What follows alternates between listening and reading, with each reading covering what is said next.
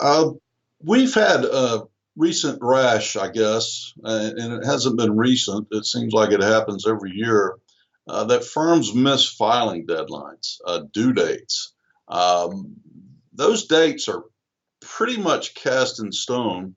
And if you've been practicing as a CPA for some time, you have to be aware that there are more due dates than just April 15th. Um, Especially if you have a firm that has a client, large estate, or maybe a corporation that you're eligible for some carrybacks that involve a fairly significant amount of money. It's just I can't stress it enough that the tax return has got to be filed by the due date. And if I were practicing and the dollar amounts were material enough, and I don't know what your definition of material is, but let's put it this way. If I was practicing, if it's more than my deductible for my policy, I would make sure that I not only filed the tax return on time, I would make sure that I had a certified receipt or some proof that I put that envelope in the mail by the due date. We've had a couple instances where the firm says they filed the tax return on time, but they have absolutely no proof that they did so other than their company or their firm policy said they did. Well, that just doesn't hold up.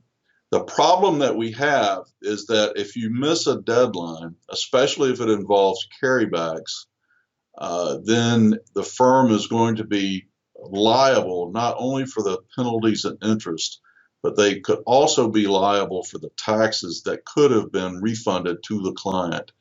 And we've had several firms miss these deadlines, and we're really talking about a significant amount of money that the firm was liable for, that included the taxes. So a lot of times CPA firms are under some misconception that if they do file a return late, the only thing they're going to be responsible to pay are the penalties, and they think that they can possibly get out of the interest because and there are some offsets on the interest because the client did have actual use of that money for some time, but the firm could also be responsible for the taxes as well. So I just can't stress it enough. If you've got a client that has some financial, they're fairly, let's put it this way, they're rich, or you've got a corporation that is getting a pretty large amount of money, they're eligible to carry back